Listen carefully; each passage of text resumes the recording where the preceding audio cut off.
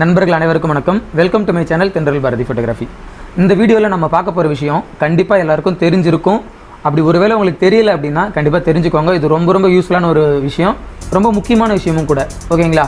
அதாவது இப்போது சில ஃபோட்டோ ஃப்ரேம், சில ஃபோட்டோஸ்லாம் பார்த்தீங்கன்னா டேபிள் மேலே இருக்கும், இல்லை வந்து செவுத்தில் மாட்டியிருக்கும்.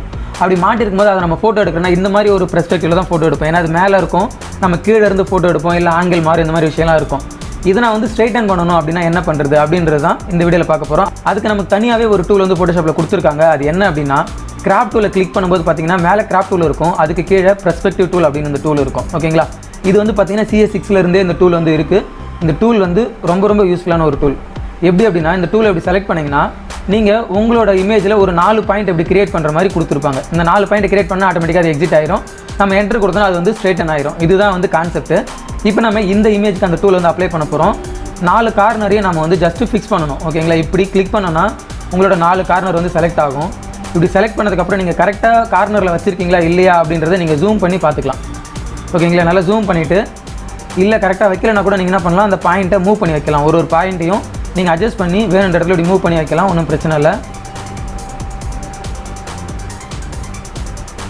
கரெக்டாக அந்த பாயிண்ட் அட்ஜஸ்ட் பண்ணிவிட்டு ஜஸ்ட் ஒரு என்ட்ரு கொடுத்தீங்கன்னா போதும், உங்களோட இமேஜ் வந்து இது மாதிரி ஸ்ட்ரெயிட்டன் ஆகிட்டு வந்துடும். ஓகேங்களா? ரொம்ப ரொம்ப ஈஸி. இந்த டூலை இது வரைக்கும் நீங்கள் யூஸ் பண்ணலை அப்படின்னா கண்டிப்பாக யூஸ் பண்ணி பாருங்கள்.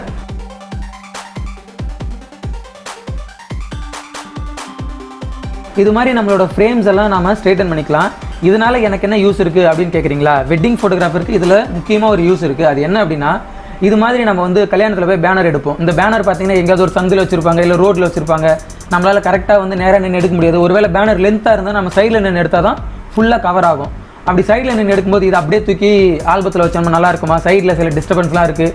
இதை நம்ம ஸ்ட்ரைட்டன் பண்ணுறதுக்கு ரொம்ப கஷ்டப்பட்டுட்டு இருப்போம். ஆனால் இந்த டூலை யூஸ் பண்ணி நம்ம ஈஸியாக வந்து ஸ்ட்ரைட்டன் பண்ணலாம். ரொம்ப ரொம்ப சிம்பிள்.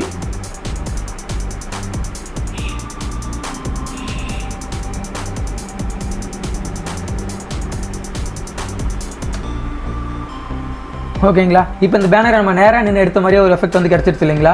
இது மாதிரி உங்களோட வெட்டிங்கில் நீங்கள் எடுத்த பேனரு, அப்புறம் இது மாதிரியான நேம் போர்டெல்லாம் இருக்குது இல்லைங்களா? இதையும் நம்ம வந்து ஸ்ட்ரைட்டன் பண்ணிக்கலாம்.